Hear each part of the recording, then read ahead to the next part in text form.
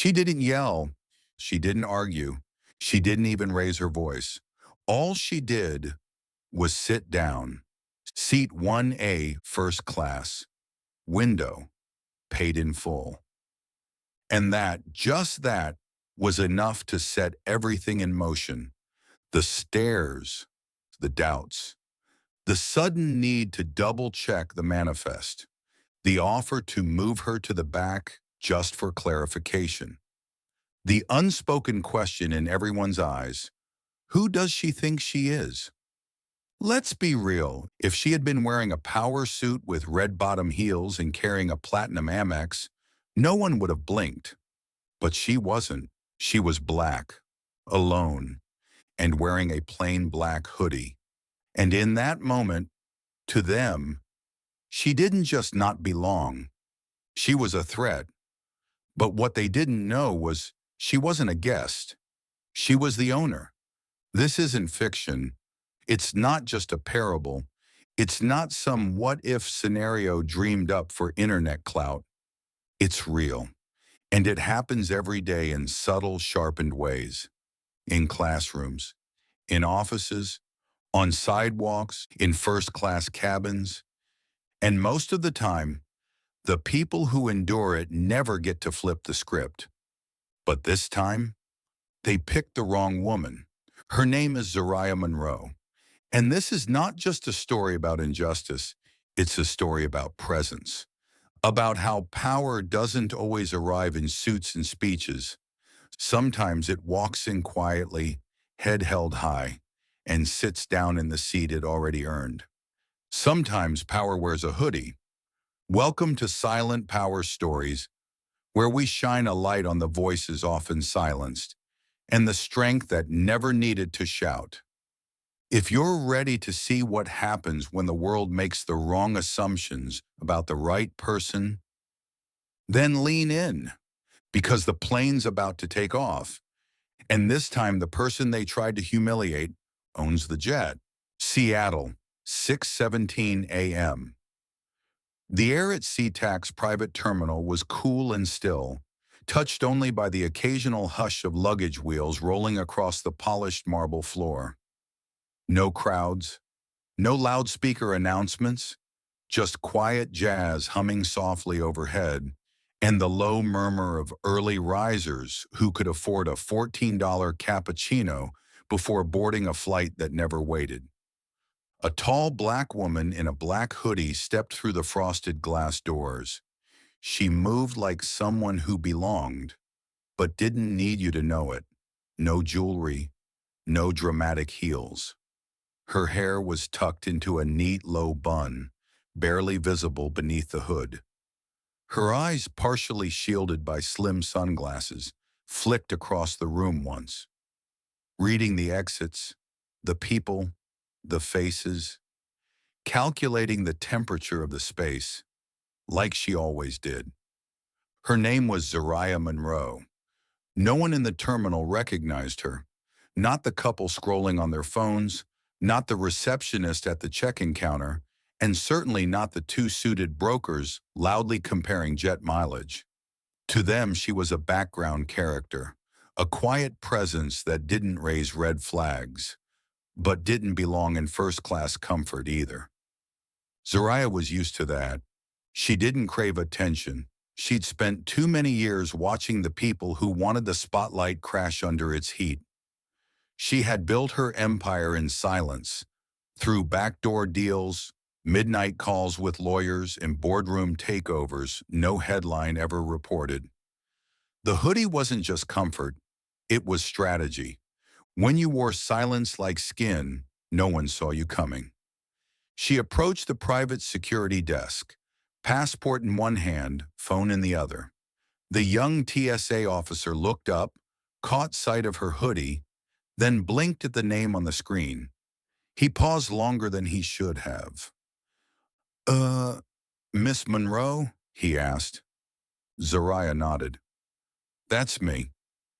He hesitated, clearly trying to reconcile the plain-clothed woman in front of him with the bold green executive access badge glowing on his tablet. "Right, all good," he said finally, handing back the passport. Your gate is straight down, last lounge on the left. Enjoy your flight. She nodded again, sliding her documents back into her bag and continuing on. A few feet behind her, a businessman in a navy suit leaned toward the guard. She in the right place? He asked quietly. The guard shrugged. More than you, probably. Zariah heard it. She always did, but she didn't stop, didn't flinch. She entered the Horizon Elite Lounge with the same quiet confidence. Eyes forward, steps measured. The space looked like something from a billionaire's Pinterest board. Leather seating, crystal carafes of cucumber water, art so minimalist it could have been smudged by accident. A hostess greeted her with a forced smile. Hello, may I see your boarding pass? Zariah showed her phone. The woman blinked. Seat 1, oh, right, welcome aboard. It was the same pause, that brief flash of disbelief before people caught themselves and tucked it back behind customer service training. Zariah walked toward the jet bridge.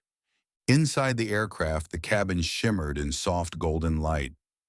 Cream leather seats, walnut cabinetry, gold buckles on the seatbelts. The plane was perfection, tasteful, quiet, surgical in its elegance. And at the far end of the aisle, Chloe Brennan stood watch like a hawk, lead flight attendant, early 40s, blonde bob tucked behind pearl earrings, her uniform crisp enough to slice paper. To her, this job wasn't about safety, it was about status and order, and knowing exactly where everyone belonged. When Zariah entered, Chloe's gaze narrowed just slightly. She scanned the hoodie, the carry-on, the understated demeanor. Welcome aboard, she said, flat, barely cordial. Zariah simply nodded and walked to her seat. First row window, seat 1A. As she stored her bag and sat down, Chloe's eyes followed her. Not aggressively, not obviously, but with a skepticism wrapped in professionalism. Zariah felt it. She always did. 2 rows back, Mr. and Mrs. Raymond were already sipping champagne. They flew twice a month. They liked being greeted by name. Chloe had already called them sweethearts and asked if Mrs. Raymond brought her knitting.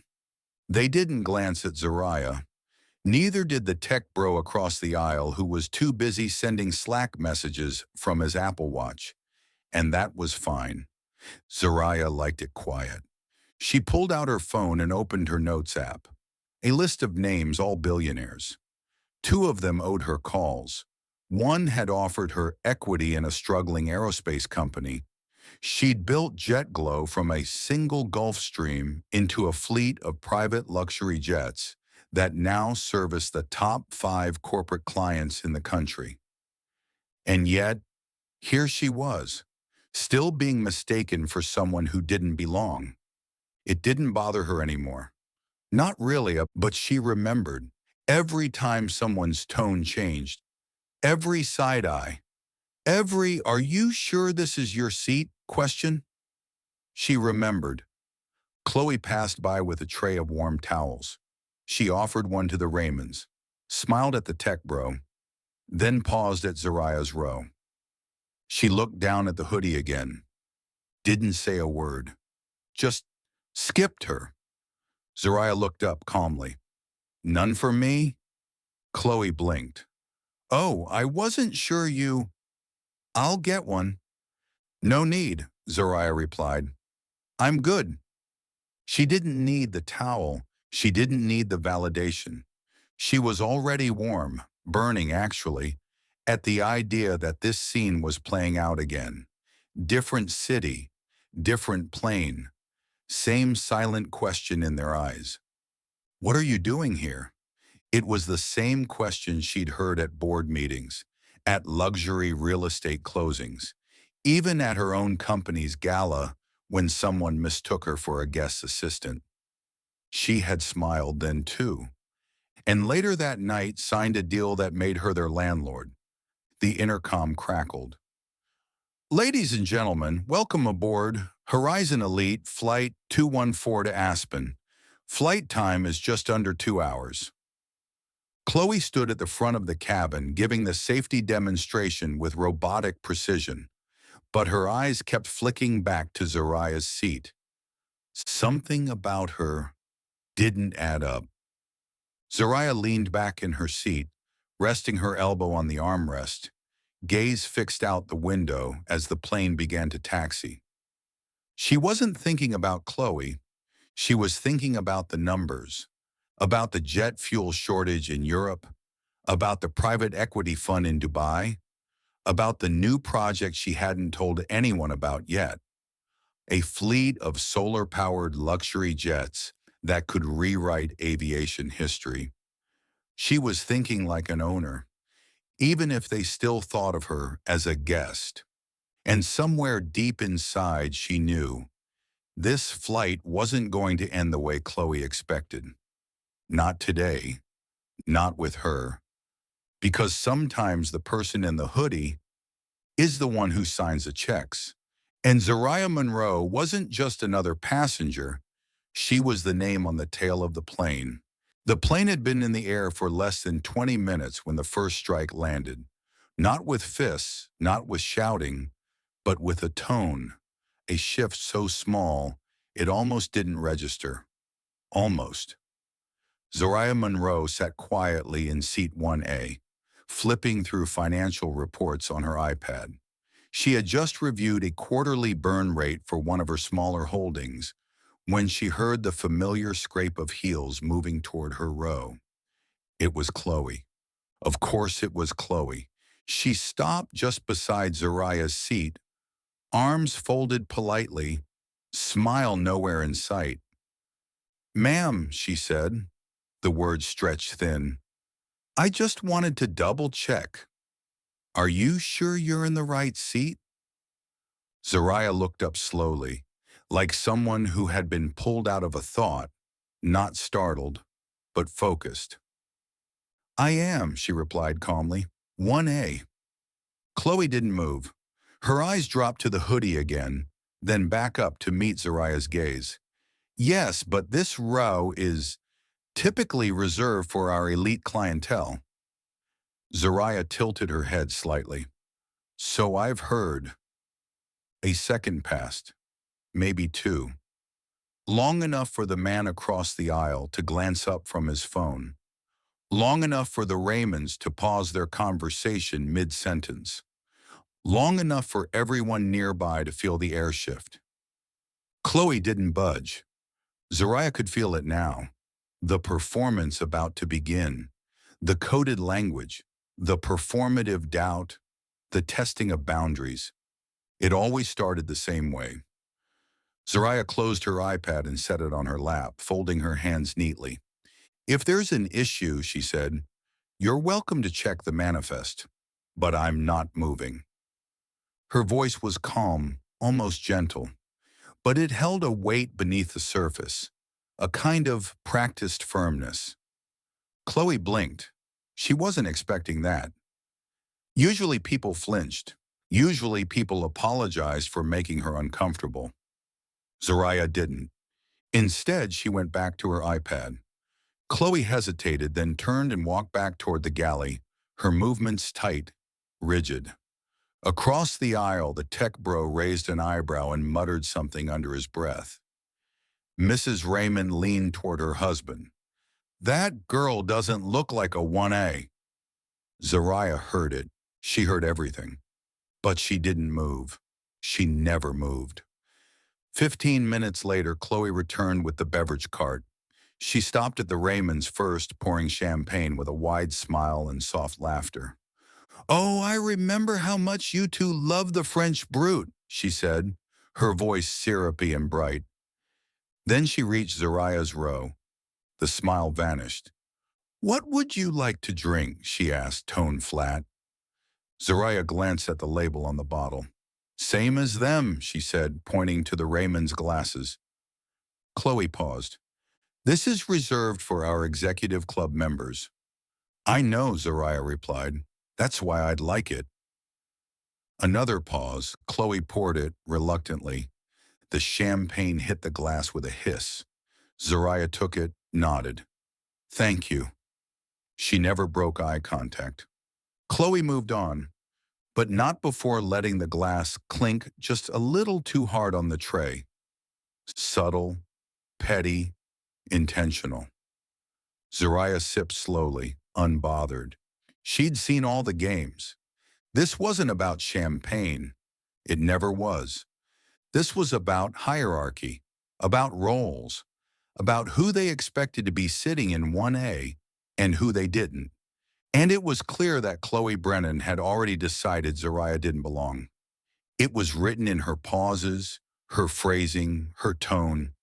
She just couldn't say it out loud. Not yet. But Zariah had heard it 100 different ways.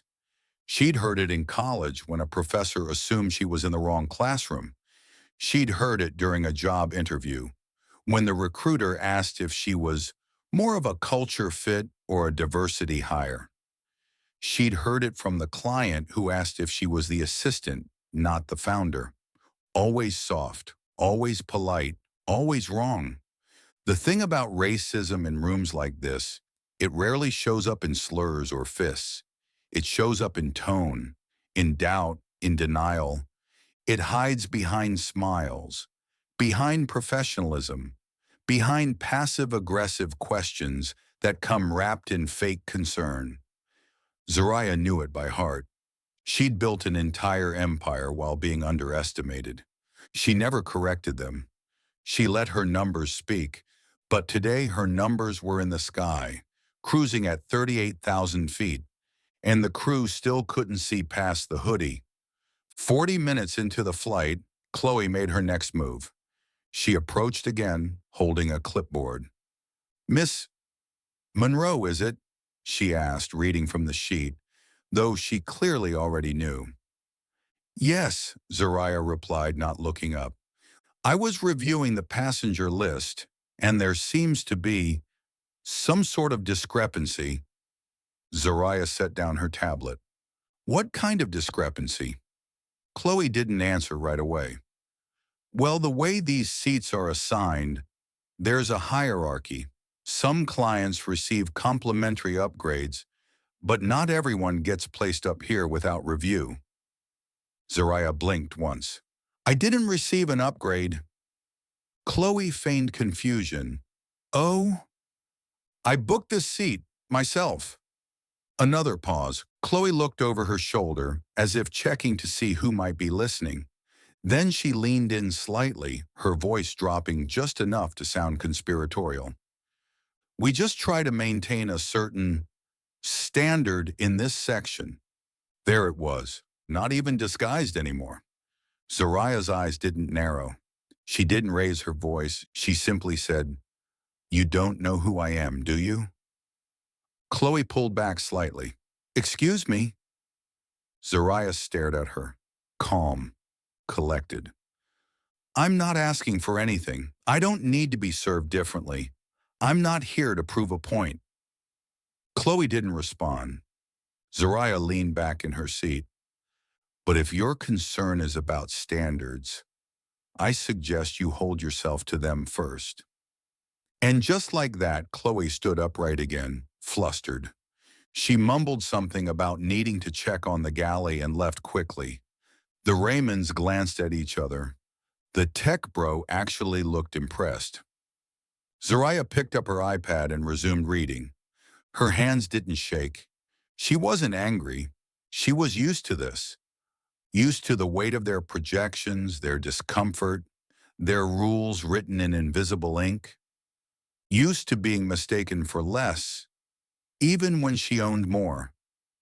The first strike had been made. Not a blow, not a scene, but a small, sharp cut. A test. And like every test she'd faced before, Zariah passed it without ever raising her voice.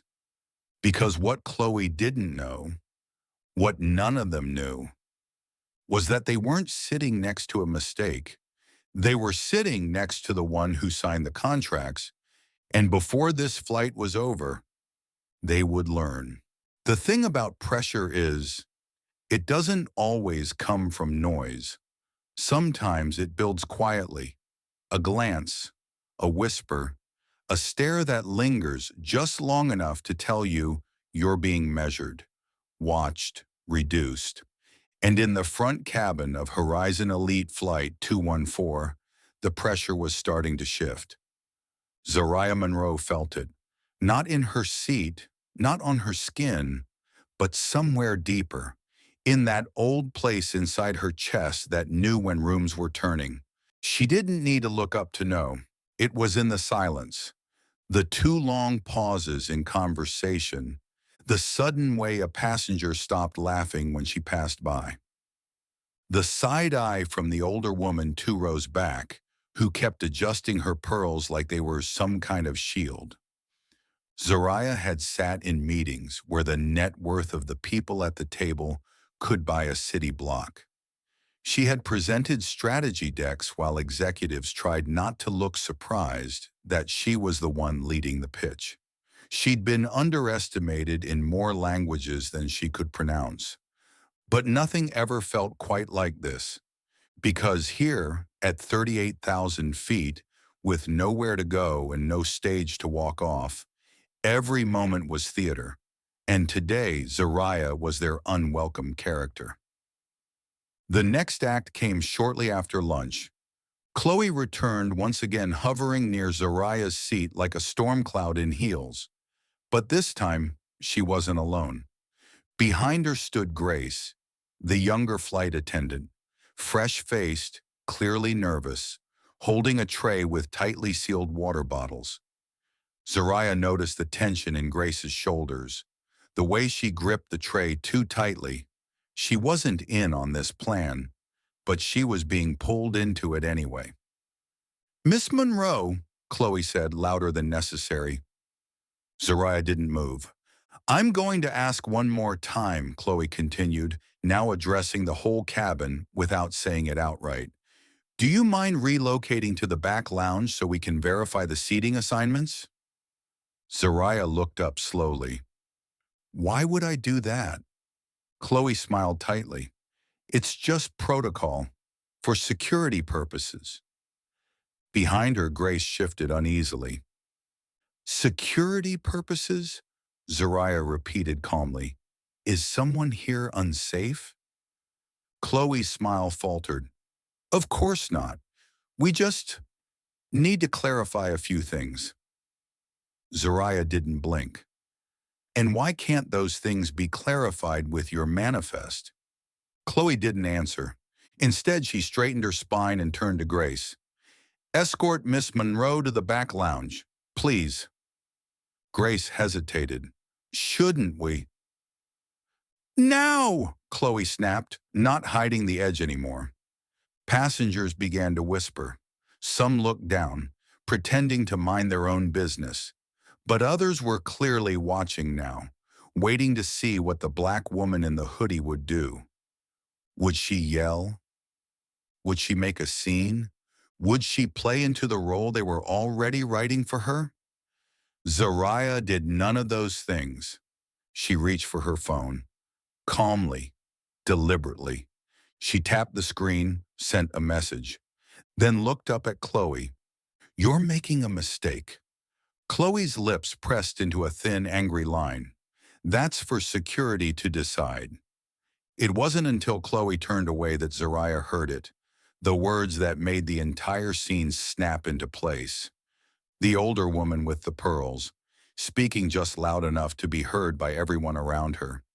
"She probably snuck up here. You know how they are." Zariah froze. She didn't turn around. She didn't respond, but something in her shifted. Not broken, just focused, laser sharp. The man across the aisle, who hadn't said a word since boarding, finally leaned forward. "Is there a problem?" he asked, voice calm but curious. Chloe turned to him, professional mask slipping slightly. "Not at all, sir. Just a seating clarification." Zariah said nothing. She didn't need to, because in that moment, every person in that cabin had already made up their mind. To them, she was a liar, a thief, a woman trying to steal a moment of luxury she hadn't earned. And it all came down to one thing: a hoodie. It didn't matter that her ID matched the ticket. Didn't matter that her name was listed first on the manifest. Didn't matter that she owned the holding company that leased this very jet. They couldn't see it. Or worse, they did and couldn't accept it. Because Zariah didn't look like their version of power. She didn't fit the mold. She didn't make them feel comfortable. And people like Chloe, they didn't serve discomfort. They removed it. "Miss Monroe," Chloe said again, now back with two male security agents who had entered quietly from the rear hatch. "This is your last opportunity to cooperate before we escalate the situation." Grace stood frozen, tray still in her hands. The security officers didn't move. Not yet. They were waiting. And so was Zariah. She stood up. Not in defiance, not in surrender, just stood. All eyes were on her now. Phones were coming out. Not openly, but you could see the slow movements under lap blankets, the subtle angle of a screen being lifted. She could hear the breaths holding, the tension rising. This was it. The moment they'd all been conditioned to expect. The confrontation, the blow-up, the angry black woman reveal. But Zariah just smoothed the front of her hoodie and looked directly at Chloe. "You should really check your email," she said. Chloe frowned. "Excuse me?" Zariah didn't answer. She turned and calmly walked toward the back lounge. Not escorted, not dragged. Just moving, quiet and controlled, like a shadow in full sunlight.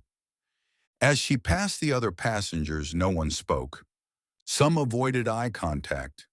Others looked straight at her, as if daring her to prove their assumptions wrong. She didn't give them anything. No tears, no raised voice, just silence. But in that silence was fire. In the back lounge, the air was colder. No windows, no plush seats. Just a utility space meant for the crew to store equipment and sometimes rest. Zariah stood there alone. Then she pulled out her phone again. No panic in her hands, no anger in her eyes. She tapped once, waited, and then the cabin shook slightly. Not turbulence, not wind, but presence.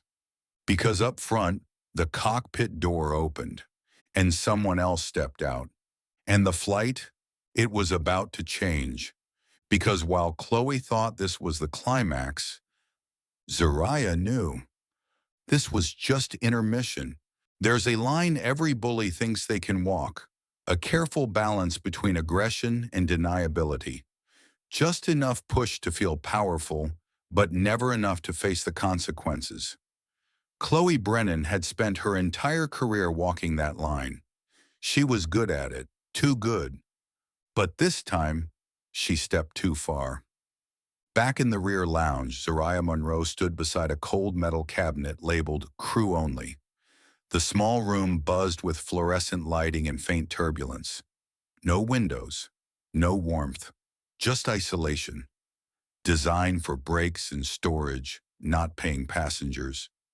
Which made her presence there loud in its own way. Zariah leaned against the wall, arms folded. She wasn't angry. She wasn't afraid. She was calculating.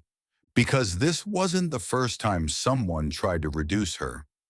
Wasn't the first time someone turned a hoodie into a threat. But what Chloe didn't know was that the very protocol she had weaponized was about to come down on her instead. Up in the main cabin, things were already unraveling. Grace, the junior flight attendant, had quietly slipped back into the galley. Her hands trembled slightly as she clutched her phone. She wasn't supposed to question senior staff. She wasn't supposed to get involved. But something about the way Chloe had spoken, the way she demanded compliance from a woman who had done nothing wrong. It lingered in Grace's chest like static. She opened the crew app, searched the manifest.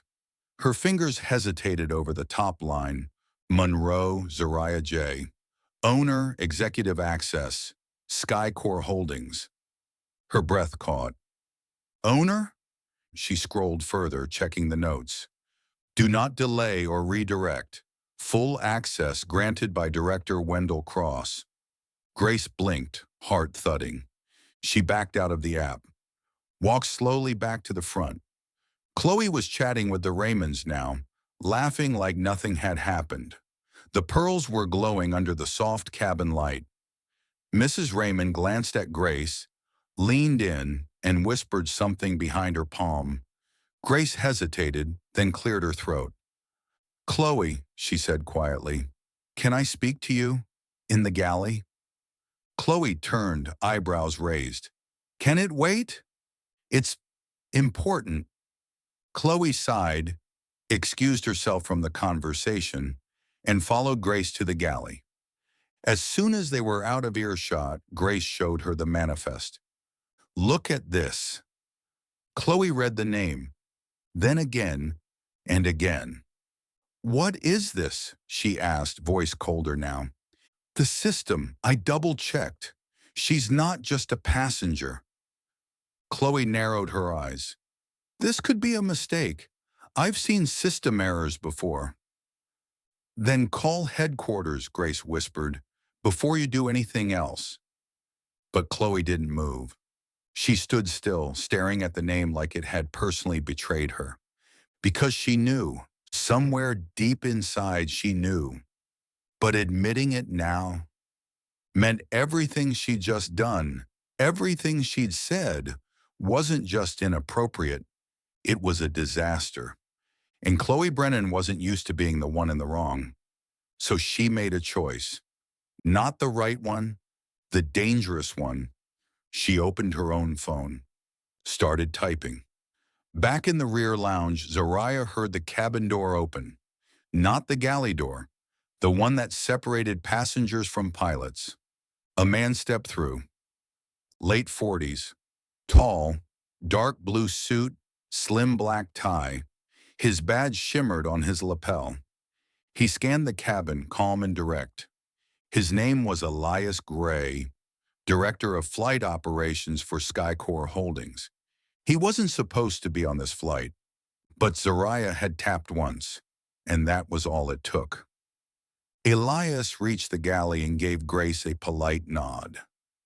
You must be Grace. Thank you for holding the line. Grace looked surprised. You? He nodded once, then turned to Chloe. May I speak with you? He asked, voice soft. Firm, Chloe tried to compose herself. Of course. Is there a problem? Elias looked at her, long enough for the temperature in the galley to drop. Not yet. They stepped aside, and Elias spoke in low, quiet tones. Grace didn't hear what was said, but she saw Chloe's face drain of color. Whatever came out of that man's mouth, it wasn't soft. When they returned, Elias headed toward the back lounge.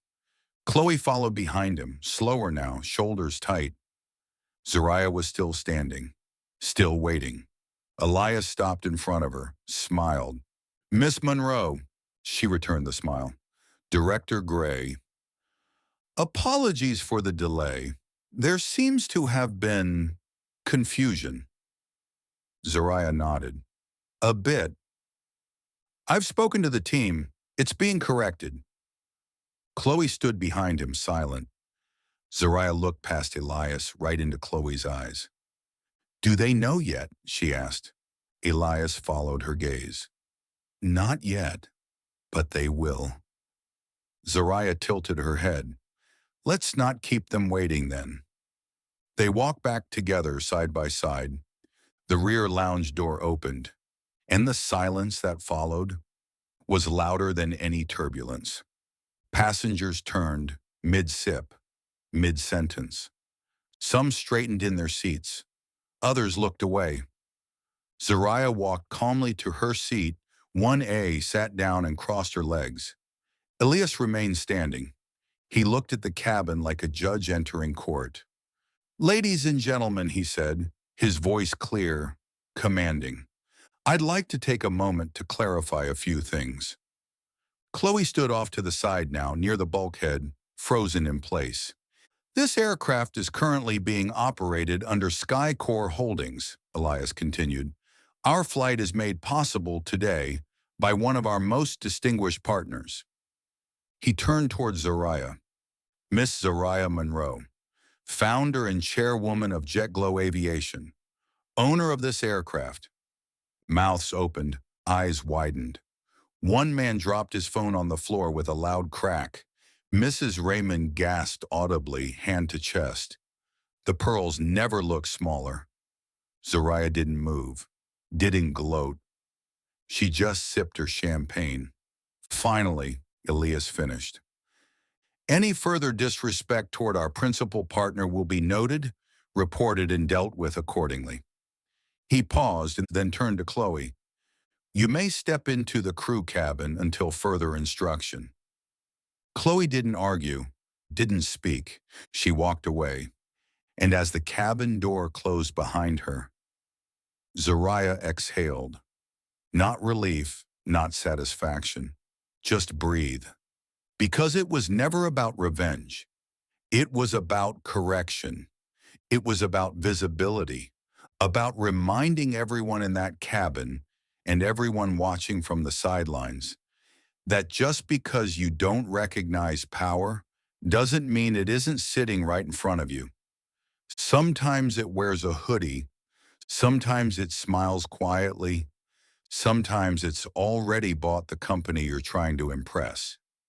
The line had been crossed, but not by Zariah. She had been steady from the start. It was Chloe and everyone who silently co-signed her behavior who had walked too far. And now, they'd have to live with what they saw when the curtain finally pulled back.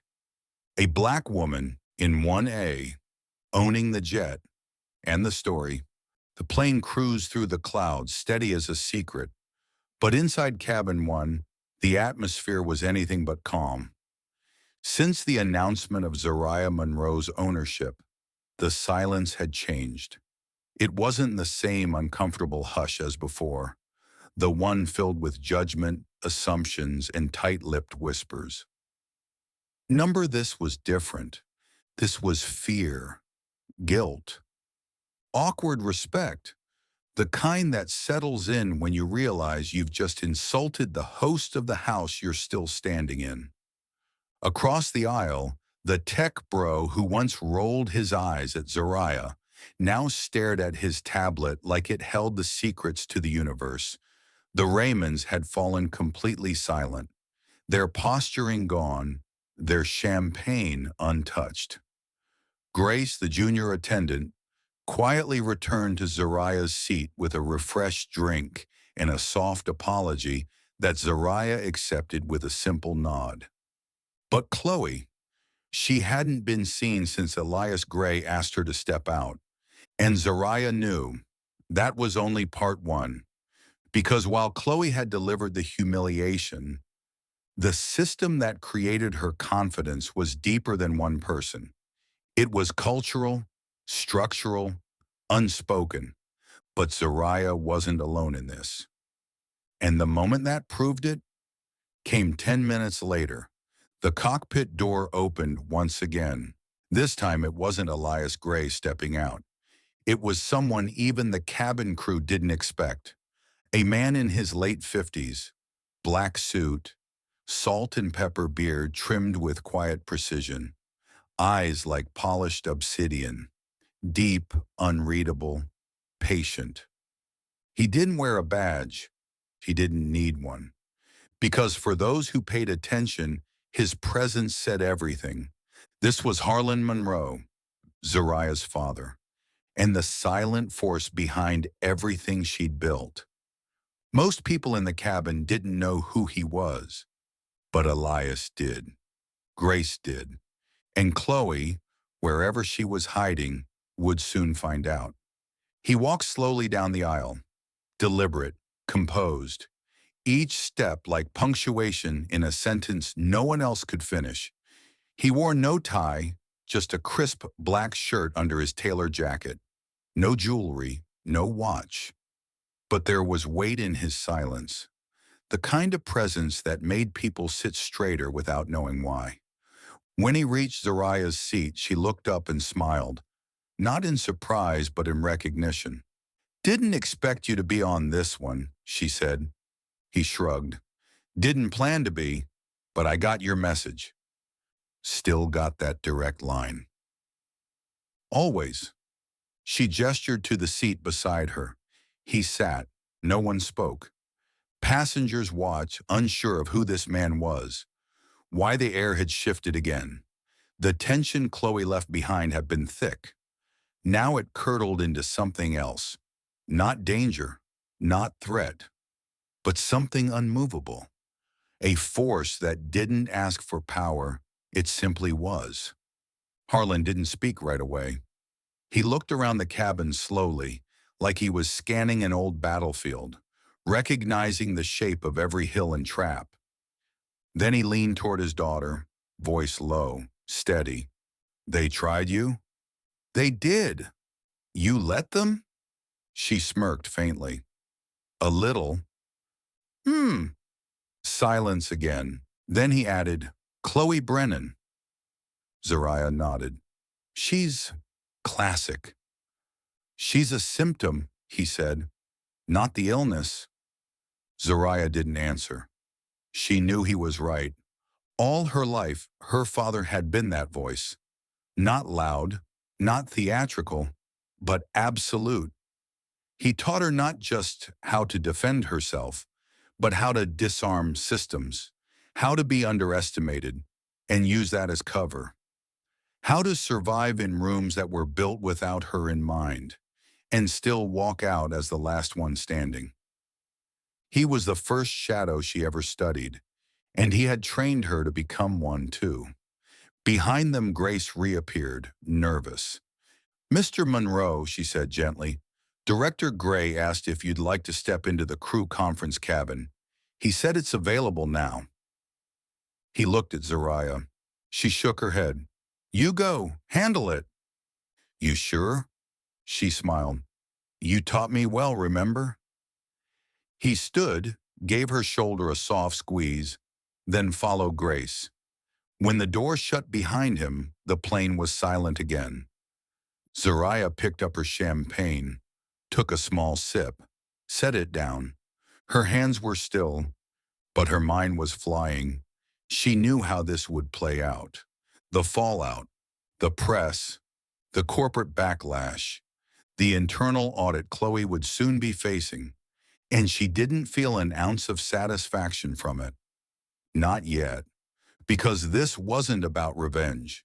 It was about correction, about justice, not just for her, but for the 15-year-old black kid who would one day sit where she sat, wear what she wore, and face the same quiet prejudice she just endured. The cabin door opened again. This time, Elias Gray re-entered. His expression changed. He walked to her row, leaned down. "She's been removed from flight duty," he said. Zariah didn't flinch. "She's still employed?" "For now." She looked him in the eye. "Then it's not over." Elias nodded. "I understand." "Do you?" He hesitated, then, "We will follow up internally. Disciplinary review. You have my word." She didn't blink. "I don't need your word, Mr. Gray. I need new policy, real accountability, and I need it to be public." He nodded again. "We'll make it right." Zariah leaned back. "Make it different. That's better." He left. Across the cabin, the Raymonds suddenly stood up. Mrs. Raymond walked slowly to Zariah's row. Zariah saw her coming, didn't move. The woman paused beside her. I didn't know," she said. Zariah looked up. Didn't know what? That you own the jet. Zariah nodded. You still don't. Mrs. Raymond blinked. Excuse me? Zariah tilted her head, her voice even. You don't know what I own. You don't know what I've built. You don't know what I've survived. You don't know anything. The woman swallowed. I just wanted to say sorry. Zariah said nothing. Mrs. Raymond returned to her seat. Zariah didn't watch her go. She didn't need her apology. She needed her silence. The kind that came after someone learned something they didn't expect to learn. Not about jets, but about people, and about the stories they carry in the folds of fabric others dismiss as just a hoodie. Zariah looked out the window again. The clouds were thinner now. The sun was breaking through. And somewhere up front, her father sat in a private cabin, likely saying very little, but changing everything with each word. Because when the shadow wakes, it doesn't scream, it doesn't fight. It simply rises, and nothing ever looks the same again. By the time Horizon Elite Flight 214 began its descent into Aspen, the temperature inside the cabin had dropped. Not the air conditioning, not the altitude, but the energy. Everything was colder. Colder because no one quite knew how to act anymore. The same passengers who had once whispered, stared, judged, now sat in awkward silence, staring out windows, or pretending to scroll through emails with no signal. The champagne flutes that once clinked in easy rhythm were untouched. Conversations were hushed, stiff, pointless, and Chloe Brennan, she was gone. Officially, the announcement was neutral. Due to an unexpected scheduling conflict, our lead attendant will not be joining us for landing. But everyone knew the truth. The real turbulence on that flight had never been about altitude. It had been about assumption, and the cabin had been flying on nothing but that, until the engine of truth kicked in and left them all weightless. Zariah Monroe remained in seat 1A, calm as ever. The quiet didn't feel hostile anymore. It felt surrendered, like the space itself had realized its error and had no choice but to sit in it. She didn't gloat. She didn't smirk. She didn't speak unless spoken to. But the lesson? It was written in her stillness. 15 minutes before landing, Elias Gray returned once more to the front. He crouched slightly at Zariah's row, not submissive, not apologetic, but focused, like someone walking into a conversation they could no longer delay. We've begun our descent, he said. Once we land, a Horizon representative will meet you directly on the tarmac. Zariah raised an eyebrow. Media already got wind of it? She asked, half amused. Not officially, Elias said, but something leaked. Of course it did. Zariah could already picture it. Some passenger in the back, still pretending not to look, quietly live tweeting the whole experience. Some influencer's assistant whispering to a gossip blog. It always got out eventually. And Chloe? She's been removed from the roster, Elias added, as if offering closure. Zariah didn't nod, didn't respond. That wasn't the question she wanted answered. And the rest, she asked. Elias hesitated. We're reviewing. You have my assurance. No, she said sharply but quiet. I don't need your assurance. I need transparency, public statements, policy changes, training, restructure. He blinked. Because this, she continued, gesturing to the cabin, the air, the silence. This isn't about one woman. It never was. Elias looked like he wanted to say something, defend the company, offer excuses. But he didn't, because he knew she was right. And people like Elias Gray, They didn't survive long in power by defending the indefensible. He stood, adjusted his suit, and said simply, "It's in motion." Zariah gave him one nod. That was all. Landing came quickly after that. The wheels hit the tarmac with a soft thud. And as the plane taxied to its private hangar, the energy inside remained heavy. The usual post-flight chatter, laughter, phone calls, all absent. Passengers barely made eye contact with each other. The Raymonds left first, hurrying down the aisle like ghosts trying to outrun their own shame. The tech bro followed, giving Zariah a sheepish half nod she didn't return. No one else spoke to her. They just left her there, alone in 1A, exactly where they hadn't wanted her to be. When she finally stepped off the plane, a black SUV was already waiting at the bottom of the stairs. Beside it, a woman in a dark coat stood holding a tablet. "Ms. Monroe," she said briskly, "I'm Harper, Director of External Affairs." Zariah nodded. Harper was corporate, polished, too polished. She smiled like someone who'd been trained to smile at lawsuits. "We'll be handling all media inquiries, coordinating official statements, and supporting any legal actions you wish to pursue." Zariah said nothing. Harper continued. "We've also begun drafting an internal memo for Horizon Aviation staff. We're recommending an apology video, followed by executive sensitivity workshops." Zariah finally raised a hand.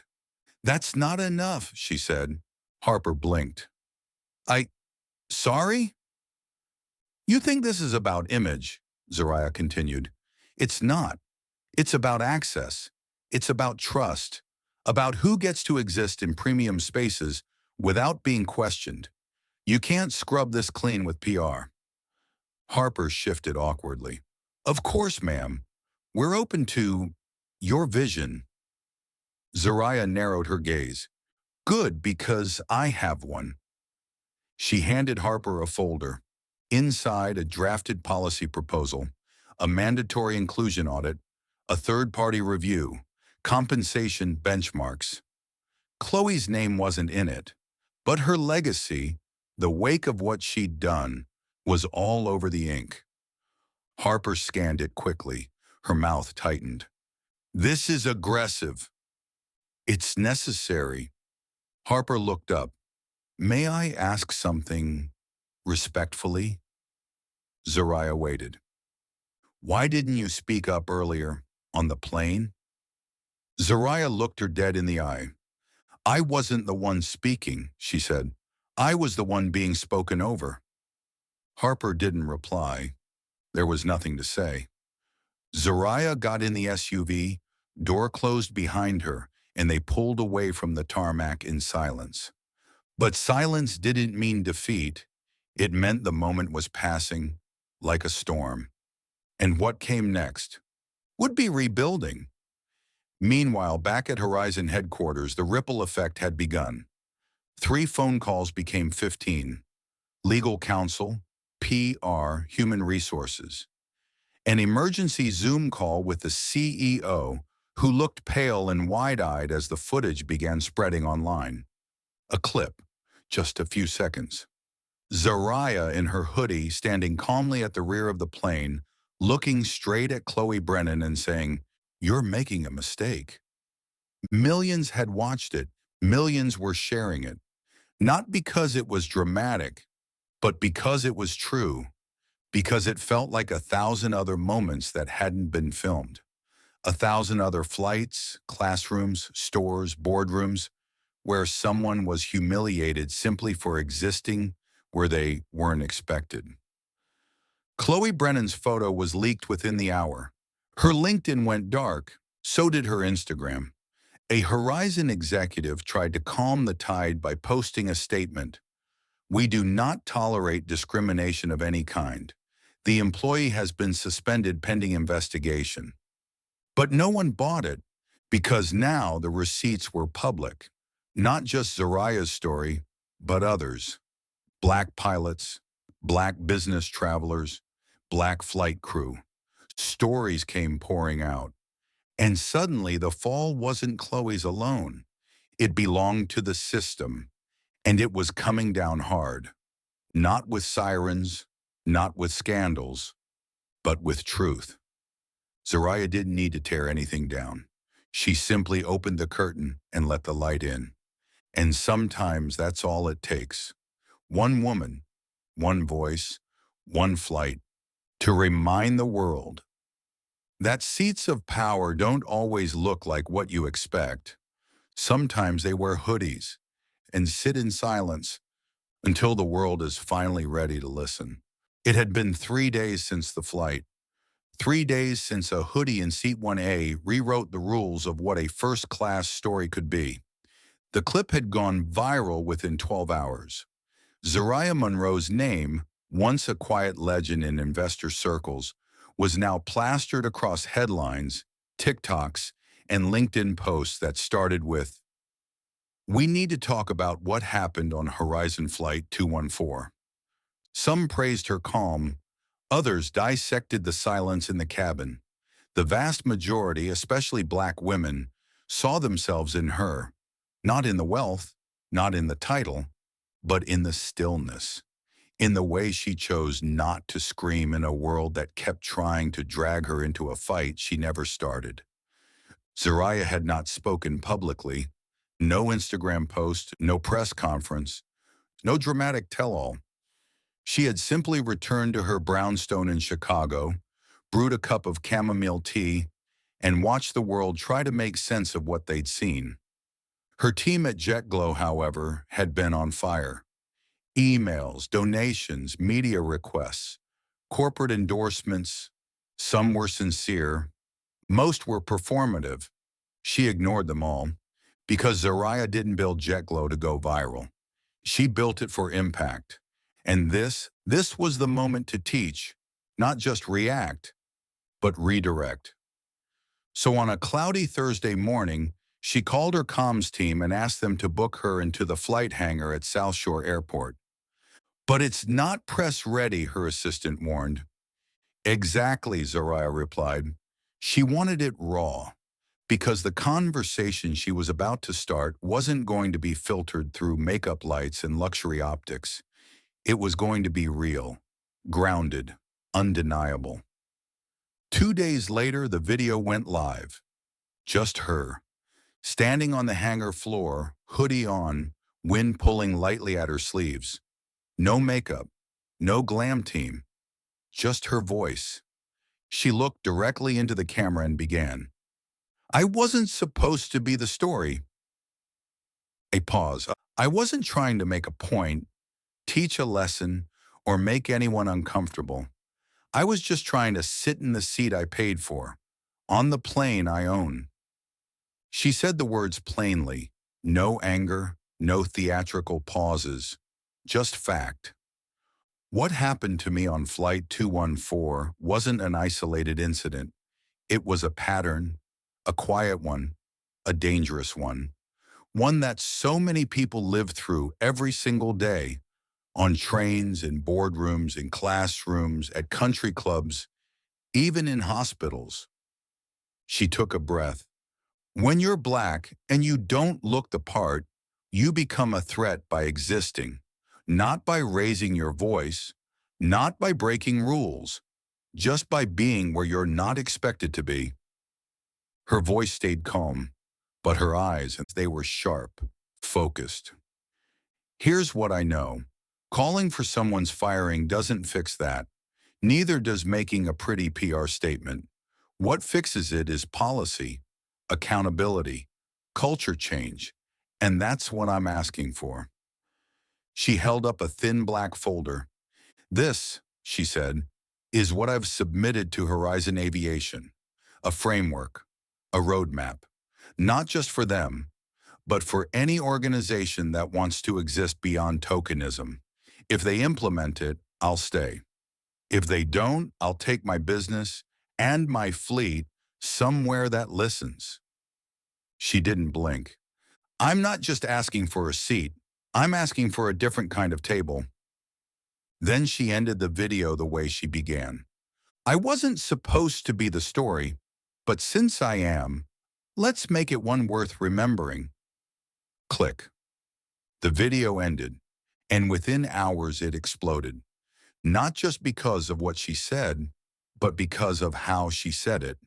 No hashtags, no branding, no call to action, just truth. And that made people uncomfortable, especially the ones who were used to being applauded just for listening. By the end of the week, JetGlow's inbox was flooded, not with praise, but with genuine questions. How do we audit our hiring pipeline? Who should run our equity training? Can we license this framework? Zariah didn't answer them all. She didn't need to. Because the point wasn't to lead a movement. It was to remind people of what leadership looks like when it's not performing. It looks like consistency, like accountability, like being the same person in the boardroom, the airport, and the back of a hangar wearing a hoodie. And it didn't end there. 2 weeks later, Horizon released a statement, public, transparent, clear. It acknowledged the events of Flight 214, named Chloe Brennan, outlined the exact changes they were making, from new crew training programs to a complete overhaul of their passenger interaction policy. Zariah didn't endorse the statement. She didn't need to.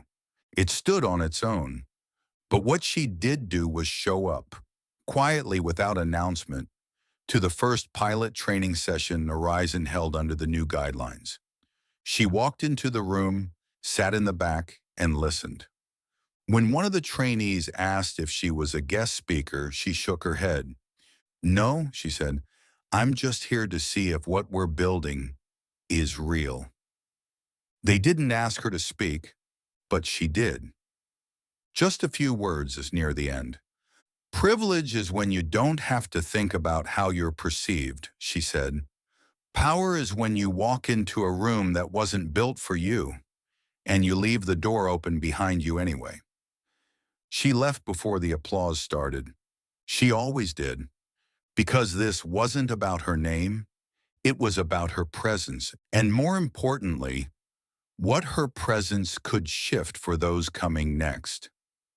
Back home, she received an envelope in the mail, no return address. Inside a note, typed, anonymous.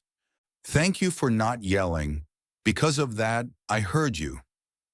Zariah held the note for a long time, then folded it, tucked it between the pages of her journal, and kept going. Because the lesson wasn't in what she said, it was in how she chose to exist in a world that kept asking her to shrink. She never did, and she never would. 1 month later, the story was no longer viral. The headlines had quieted. The outrage had settled. The think pieces had stopped piling up. People had moved on, as they always do, from scandal to scandal, from lesson to lesson, without ever fully learning. But Zariah Monroe hadn't moved on. Not in the way people thought she would. She didn't sign a book deal, didn't go on TV, didn't sell merch that read 1A or nothing. She declined every speaking engagement, turned down every panel, skipped every magazine cover. She didn't want to be a moment. She wanted to be momentum. So instead of chasing platforms, she focused on infrastructure. She built out her equity framework into a full consultancy program, hired a team, created a network of experts, educators, policy analysts, and quietly began partnering with organizations that actually wanted to change, not just be seen as changing. Within weeks, 5 companies signed on. Within 3 months, it was 32. Horizon Aviation was the first case study.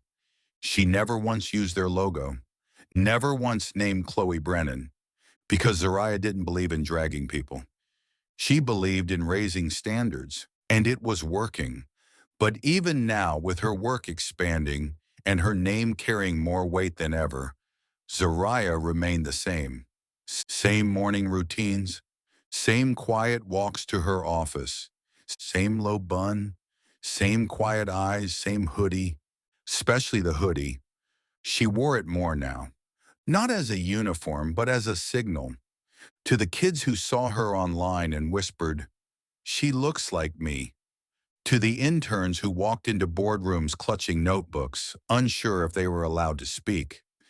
To the assistant managers who stopped being sir the second they put on a beanie and walked into Whole Foods.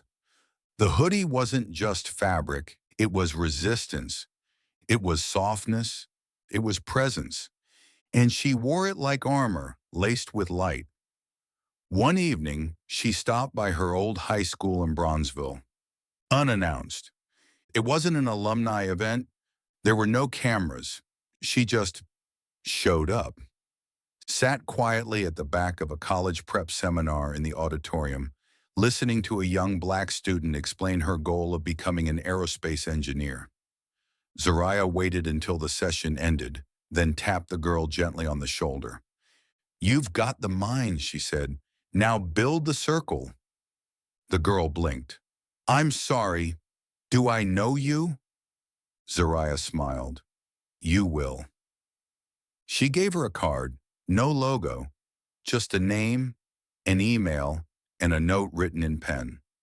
Build what doesn't exist yet. That was Zariah's way. Never above, always beside. Her father Harlan once told her, "The most powerful leaders are the ones nobody notices until everything around them starts working better." That had become her legacy. She had no stage, no spotlight. But wherever she walked, people learned how to listen differently.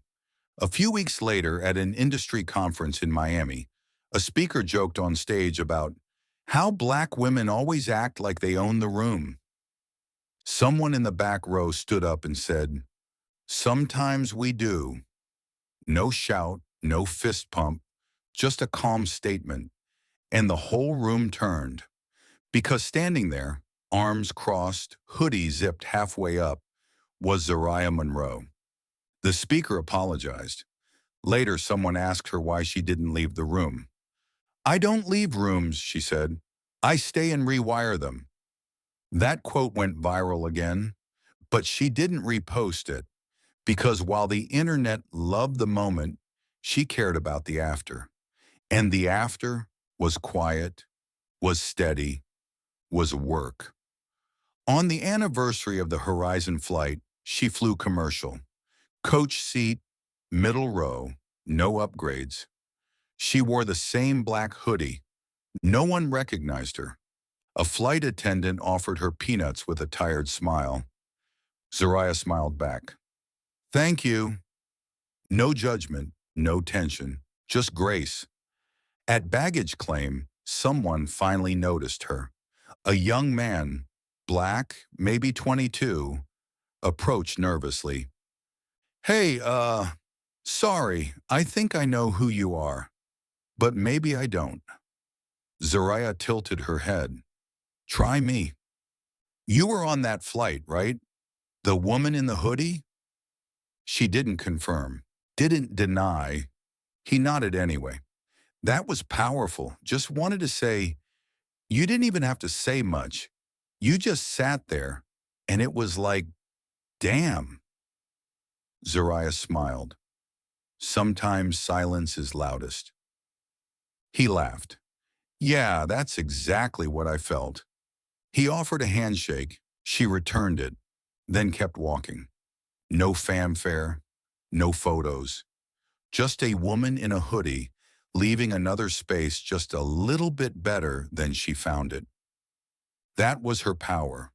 Not the jet, not the board seat, not the headlines. It was her presence, her refusal to perform pain for applause, her decision to stand in her truth without shrinking or shouting, her choice to keep walking, even when others wanted her to sit down. As she stepped into her car and the city lights stretched across her windshield, Zariah Monroe exhaled and drove forward. Because behind every hoodie, there's not just a black story worth telling. There's a life still unfolding. And if you're paying attention, You'll know that the real victory never looks like a mic drop. It looks like a woman walking on, quietly, unapologetically, leaving footsteps that others can finally follow. And that's where the real story begins. You've just watched a story. Maybe it made you angry. Maybe it made you pause. Maybe in the silence between words you saw yourself or someone you love. That's the power of stories like these. They don't need to shout to be heard. They don't need explosions to leave impact.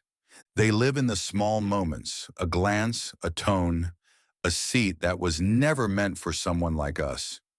But here's the truth. We belong in every room, on every flight, at every table, and sometimes all it takes to change the world is for one person to refuse to shrink. At Silent Power Stories, we don't just tell stories, we amplify truth. We bring light to the people who walk quietly, but carry storms of dignity and strength inside them. If this story moved you, here's what you can do. Subscribe for more stories that reflect the truth behind the hoodie. These aren't just scripts. They're mirrors. They're shields. They're keys for someone else who's still locked in silence. Share, because someone in your life needs to see this. A friend, a student, a teacher, maybe even a boss. Stories don't grow in echo chambers. They spread when you pass them on. Comment. Tell us where you're watching from. Tell us which moment hit you hardest. Tell us how you walk in your power. Because this space isn't just about Zariah Monroe. It's about all of us. We believe in quiet strength. We believe that being underestimated is not a curse. It's a setup for the most powerful kind of reveal. And most of all, we believe that behind every hoodie, there's a black story worth telling. Thank you for being part of this one. We'll see you in the next.